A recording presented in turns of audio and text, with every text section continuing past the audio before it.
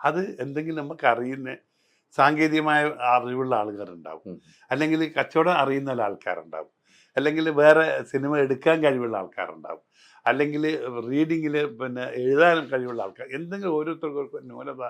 എല്ലാത്തിൻ്റെ അച്ചുതണ്ട് ഫൈനാൻസാണ്. അതെ അതെ. ഇപ്പം ഫിനാൻസിൻ്റെ ആൾക്കാരെ സമീപിക്കുക എന്നുള്ളത് അത് ഒരു ഇതാണല്ലോ, ഒരു കൾച്ചർ തന്നെയാണല്ലോ. അതിന് അപ്പോൾ അങ്ങനെ ആരെങ്കിലും കഴിവുള്ള ആൾ വന്നു കഴിഞ്ഞാൽ അവൻ്റെ കഴിവുകളും ഇതെല്ലാം നോക്കിയിട്ട് അവന് ഒരു വിലയിരുത്തും. ഇത്ര അവന് ഏതെല്ലാം രീതിയിൽ അവൻ പ്രവർത്തിക്കുന്ന ആളാണോ മടിയനാണോ എന്നൊക്കെ നോക്കി പല പ്രാവശ്യം ഒരു ചെക്കിങ് ഒക്കെ ഒരു 2-3 മാസം അവരെ നടത്തിയിട്ട് അവൻ്റെ കഴിവുകൾ മനസ്സിലാക്കിയാൽ അവൻ ആ ബിസിനസ് ഞങ്ങൾ ഒരു ഫൈനാൻസ് ഞങ്ങൾ കൊടുക്കും. അത് ഫൈനാൻസ് വെച്ചാൽ ഒരു 50% ആക്കിയിട്ട് അവന് കൊടുത്തിട്ട് അവനെ കൊണ്ട് ചെയ്യിപ്പിക്കും. അത് തീർച്ചയായിട്ടും നന്നായിട്ടുണ്ടാവും. പക്ഷെ അത് ചിലപ്പോൾ ഞങ്ങൾ തുടങ്ങുമ്പോൾ തന്നെ അത് ലേശം നെഗറ്റീവായിട്ട് കണ്ടാൽ അന്നേരം കട്ട് ചെയ്യും. അത് കട്ട് ചെയ്യും. പിന്നെ അങ്ങനെ അതുകൊണ്ട് ഞാൻ കഴിവുള്ള ആളുകൾ എൻ്റെ അടുത്ത് വന്നാൽ ഏത് തൊഴിലാണ് ഏത് ബിസിനസ്സിലാണ് കൂടുതൽ കഴിവുള്ളത് അവന് വന്നു കഴിഞ്ഞാൽ എല്ലാം എൻ്റെ അടുത്ത് ചേർക്കാൻ പറ്റും, എൻ്റെ അടുത്ത് ചേർക്കും. അല്ലെങ്കിൽ അവൻ്റെ ബിസിനസ് തനിയായിട്ട് ഇതിട്ട് തനിയെ ബിസിനസ് ഉണ്ടാക്കാൻ പറ്റുമെന്ന് കണ്ടാൽ അവർക്ക് ഉണ്ടാക്കി കൊടുക്കും. അതാണ് നമ്മൾ അങ്ങനെയാണ് ചെയ്യുന്നല്ലേ, കൃത്യമായി സെലക്ട് ചെയ്തിട്ട്. ഇവിടെ എത്രയോ കുട്ടികൾ ജോലിയില്ലാതെ കിടക്കുന്നുണ്ട്. നമുക്ക് ഭയങ്കര സങ്കടം ഉണ്ടാകും കാര്യത്തിൽ. ഇവിടെ എല്ലാ സാഹചര്യങ്ങളും ഇന്ന് കേരളത്തിലുണ്ട്.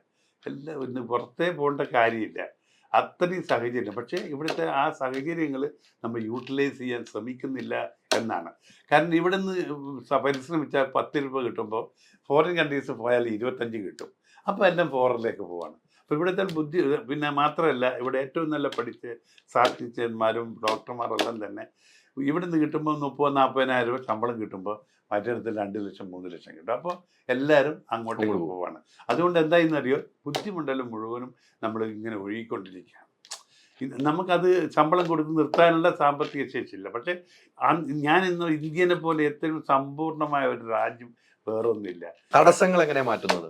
തടസ്സങ്ങൾ വരുമ്പോൾ എങ്ങനെയാണ് മാറ്റുന്നത്? തടസ്സങ്ങൾ നമ്മൾ എന്തും ഒരു കുട്ടി പിന്നെ ബഹളം ഉണ്ടാക്കുമ്പോൾ ആ കുട്ടി ബഹളം ഉണ്ടാക്കുമ്പോൾ അത് ഞാൻ അതിൻ്റെ വഴി പറയുന്നത്, ആ കുട്ടി ബഹളം ഉണ്ടാക്കുമ്പോൾ ഞാൻ പോയി അടിച്ചു കഴിഞ്ഞാൽ തടസ്സം തീരുമില്ല.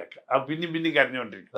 അവനോട് എന്താ മോനെ വേണ്ടത്, ഇൻ്റെടാ എനിക്ക് എന്താ വേണ്ടതെന്ന് വെച്ചാൽ അവന് സ്നേഹത്തോട്, അല്ല അവൻ കരയുമ്പോൾ നമ്മളും കരഞ്ഞാൽ എന്താണ് ഇവന് കരയുന്നത് വിചാരിക്കും.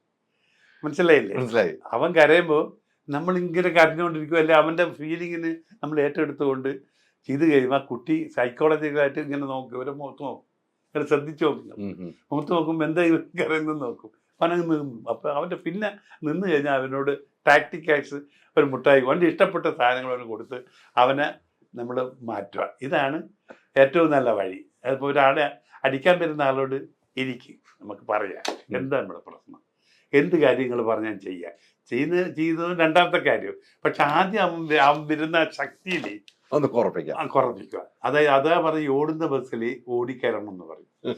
ഓടുന്ന ബസ്സിൽ നമ്മൾ മുമ്പിൽ നിന്നിട്ട് നിൽക്കണമെന്ന് പറഞ്ഞാൽ ചിലപ്പോൾ തട്ടി നമ്മളെ കേട്ടിട്ട്.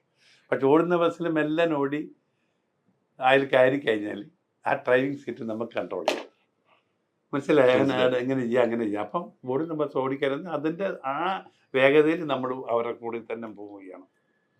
ഇതൊക്കെയാണ് ഞാൻ പഠിച്ച ചെറിയ കാര്യങ്ങൾ. നമ്മൾ ഓരോ ചോദിക്കുമ്പോഴാണ് കിട്ടുന്നത്. ഇപ്പം അപ്പോൾ നമ്മൾ ഈ കേരളത്തിനെ പറ്റി കുറ്റം പറയുന്ന സമയത്ത് കേരളത്തിൽ എങ്ങനെ നമുക്ക് ബന്ധപ്പെടുവാൻ സാധിക്കും എന്നാണ് നോക്കേണ്ടത്. മനസ്സിലായി. അത് ഏത് രീതി നമുക്ക് ഇവിടെ ചെയ്യാൻ പറ്റും. ജോലി ചെയ്യാന്ന് പറഞ്ഞാൽ ഇവിടെ ജോലി ചെയ്താൽ ജീവിക്കാൻ നല്ല സാഹചര്യം. പക്ഷെ അധ്വാനിക്കണം. ചെയ്യാൻ പറ്റില്ല. ഫോറിനെല്ലാം പോയിട്ട് ചിലപ്പോൾ വലിയ പ്രതീക്ഷിക്കും. എത്രയോ പോയിട്ട് തിരിച്ചു വരുന്ന ആൾക്കാരുടെ ലേബേഴ്സ് എല്ലാം അവിടെ അത്ര സുഖമുള്ള കാര്യമൊന്നുമില്ല. നല്ലോണം കഷ്ടപ്പെട്ടാലേ അവിടെയും കിട്ടും. അപ്പോൾ നമ്മൾ അധ്വാനിക്കാനുള്ള നല്ല മനസ്സുണ്ടാവുക. നമ്മൾ പഠിച്ച് ആ കാര്യം സമഗ്രമായി പഠിച്ചിട്ട് അത് ചെയ്യാനുള്ള മനസ്സുണ്ടാവുക. ആത്മാർത്ഥമായി പണിയെടുക്കുക. തീർച്ചയായിട്ടും വിജയിക്കണം. ശത്രുക്കളില്ലേ? ശത്രുക്കൾ നമ്മൾ വിചാരിക്കരുത്. നമ്മുടെ ശത്രുക്കൾ എന്ന് പറഞ്ഞാൽ നമുക്ക് എപ്പം എല്ലാം ശത്രുക്കൾ. നമുക്ക് ജലസ് തള്ളിയ ആൾക്കാരാണ്. അപ്പോൾ ശത്രുക്കളായിട്ട് നമ്മൾ ഒരാളെ മാത്രമേ എൻ്റെ മുമ്പിൽ ശത്രുക്കളായിട്ട് കാണുന്നത്. അത് എൻ്റെ പ്രസ്ഥാനത്തിൻ്റെ പേരിലാണ്. മനസ്സിലായില്ലേ? ഇപ്പോൾ ഞാൻ ശ്രീനാരായണ ഗുരുദേവൻ്റെ ഒരു ഭക്തനാണ്. ശ്രീനാരായണ ഗുരുദേവൻ്റെ ദർശനങ്ങളെ അതായത് മോശമാക്കിക്കല്ല, അല്ലെങ്കിൽ ആ ദർശനങ്ങളെ മാറ്റി അതിന് ആ ദർശനങ്ങളെ സമൂഹത്തിൽ കൊണ്ടുവരേണ്ട ആൾ, ഉത്തരവാദിത്തപ്പെട്ട ആൾ തന്നെ അത് നിഷേധിക്കുമ്പോൾ, അത് നിഷേധിച്ച് വേറെ ഒന്ന് അതിനെതിരായിട്ട് പ്രവർത്തിക്കുമ്പോൾ തീർച്ചയായിട്ടും നമ്മളത് പറയാതിരിക്കാൻ പറ്റില്ല. അത് ഞാൻ ഗുരുവിശ്വാസി ആയതുകൊണ്ടാണ്. കാരണം എല്ലാ ജാതിയും മതങ്ങളും എല്ലാം ഒന്ന്. അതായത് മതം ഒരു ജാതി ഒരു മതം ഒരു ദൈവം എന്ന് ഗുരുദേവൻ പറഞ്ഞിരിക്കുകയാണ്. മതം ജാതി ചോദിക്കരുത് പറയുന്ന, ജാതി വേണ്ടെന്നോ മതം വേണ്ടെന്നോ പറഞ്ഞില്ല. ചോദിക്കരുത്. മതം എന്നത് മനുഷ്യത്വമാണ്. മതം എന്നത് മനുഷ്യത്വമാണ്. ജാതി എന്ന മനുഷ്യജാതിയാണ്. ഇതിൽ വ്യത്യാസമില്ല. ഗുരു അതാണ് പറഞ്ഞുകൊണ്ടിരിക്കുന്നത്. നമ്മളിപ്പോൾ ഒരു 100 ബിസിനസ് ഉള്ള അടുത്ത് പോകുന്നു, ഒരു മീറ്റിങ്ങിൽ പോകുന്നു, എത്ര ആൾക്കാരുണ്ട്, അവരേത് മതവും ജാതി എന്നിട്ട് നമ്മളെ പോകുന്നത്. നമ്മൾ ഒരാൾ റോഡ് മേലെ വീഴുമ്പോൾ അത് കീഴുമ്പോൾ ഇനി മതവും ജാതിയും നോക്കുന്നത് അതല്ല. അപ്പം നമുക്ക് ശരിക്കും മനസ്സിലായാൽ നമുക്ക് മനസ്സിലാക്കാൻ പറ്റും നമ്മൾ ഏത് ജീവിതത്തിൻ്റെ ഓരോ ഭാഗങ്ങളും അതിനടിസ്ഥാനപ്പെടുത്തിയല്ല ജീവിക്കുന്നത്. സ്നേഹമാണ് ഏറ്റവും കാര്യം. നിങ്ങൾ എന്നെ സ്നേഹിക്കുന്നുണ്ട്, എന്നെ സ്നേഹിക്കുന്നുണ്ട്, ആ സ്നേഹം ഉണ്ടെങ്കിൽ ഇപ്പോൾ എൻ്റെ ഒരു സഹോദരനാണ് നിങ്ങളെല്ലാം തോന്നിക്കഴിഞ്ഞാൽ അത് ഏത് ആൾ കണ്ടാലും നമുക്ക് സഹോദരന്മാരും. ഇപ്പോൾ അകലയിൽ വന്നപ്പോൾ എൻ്റെ ഒരു സ്വന്തം സഹോദരനായിട്ട് സ്നേഹിക്കാൻ പറ്റുമെന്ന് നമുക്ക് തോന്നിയിട്ടുണ്ടെങ്കിൽ സഹോദരൻ തന്നെയാണ്, അതിലൊരു മാറ്റവും ഇല്ല. ഇന്ന് നബിദിനത്തിൻ്റെ പിറ്റേ ദിവസമാണ്. ഒരു സഹോദര്യത്തിൻ്റെ ഏറ്റവും പാഠം പഠിപ്പിച്ചെന്ന് ഒരു പ്രവാചകനാണ് അദ്ദേഹം. അപ്പോൾ അദ്ദേഹത്തിൻ്റെ വാക്കുകൾ നമുക്ക് ഏത് വാക്കുകൾ, ഇതിപ്പം മുസ്ലിം ആയാലും ക്രിസ്ത്യാനി ആയാലും ഹിന്ദു ആയാലും പ്രവാചകന്മാരൊക്കെ സന്ദേശം ഒരു ജാതി ഒരു മതം ഒരു ദൈവം, അതായത് മനുഷ്യത്വം എല്ലാവരും ഒന്നെന്നുള്ള മാത്രമേ ഉള്ളൂ. എല്ലാവരും സ്നേഹിക്കുക എന്നാണ്. ഒരു മതം ഒരു ഘടനാറ്റിരുത്താം, ഇന്ന രീതിയിലുള്ള മതമാണ് ഞങ്ങളത്, ആ മതത്തിന് നിങ്ങൾ ചേരുക. മറ്റുള്ളൊരു മതം മോശമാണെന്ന് ഒരു കാലത്ത് ഒരു മതവും പറയില്ല. എൻ്റെ മതം നല്ലതെന്ന് പറയും എന്നല്ലാതെ മതത്തിൻ്റെ കാര്യം പറയുന്നത് അങ്ങനെയാണ് പറയുന്നത്. അതായത് അങ്ങനെയാണ് പഠിപ്പിച്ചിരിക്കുന്നത്, നമ്മളൊക്കെ പഠിപ്പിച്ചു. അവിടെ മാത്രമേ ഈ നമ്മൾ ശ്രീനാരായണ ഗുരുവിന്റെ പാത പിന്തുടർന്ന് പോകുന്നു, ആ സത്യങ്ങൾ വിളിച്ചു പറയുമ്പോൾ അവിടെ മാത്രമേ ശത്രുക്കളുള്ളൂ.